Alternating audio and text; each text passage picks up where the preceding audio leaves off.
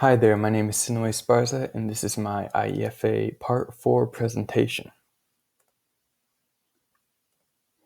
For my descriptive data, we have my lesson plan name, which is Federalism/Tribal Sovereignty.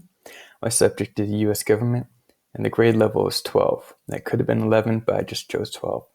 And of course, my name again, Sinue. My essential understandings and standards. For National Common Core standards, we have research and evidence-based. This, of course, should be fundamental to any lesson, making sure that what you're teaching is correct and you have evidence to back up what you're saying. And second, clear, understandable, and consistent. This is important not necessarily to the lesson plan, but to the students themselves. They should be able to follow along with what you're talking about to better understand, and as such, it is easier for you to teach them in that manner. Then we have Montana Common Core standards. Students analyze how people create and change structures of power, authority, and governance to understand the operation of government and demonstrate civic responsibility. Now, this goes into more specific to my lesson plan, which is mainly on federalism with an emphasis on tribal sovereignty. And here, of course, the operation of government federalism is a huge aspect of government and how it operates and how the different levels of government talk to each other. And it's important for all Americans to understand this. And we have my second standard, students demonstrate an understanding of the effects of time, continuity, and change on historical and future perspectives and relationships. I'm really focusing in on the relationship aspect of this, as how tribal nations came to be, and of course, how today we see them with their self-governance as not always existed in the past.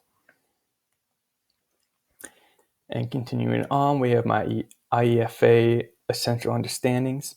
I chose understanding 4 and 7.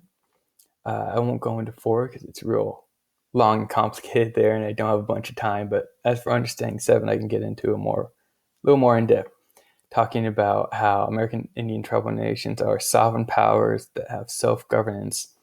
And that's really one of the main points of this lesson, talking about their sovereignty and how we can relate that to federalism and relationships between the U.S. government and tribal nations.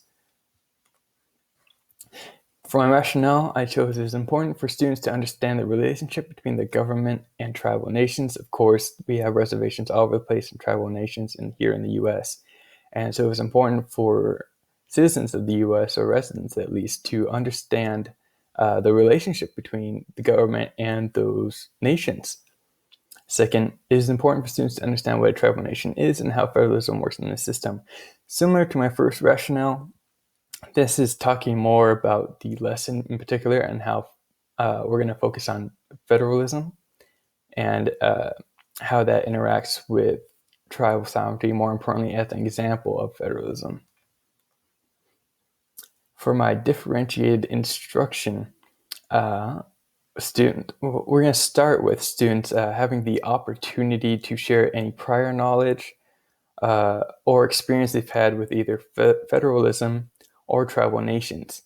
This could be useful to kind of set a better example for students in their personal experiences to help them understand the concepts of what we're talking about and to address any misconceptions they may have before getting into the material.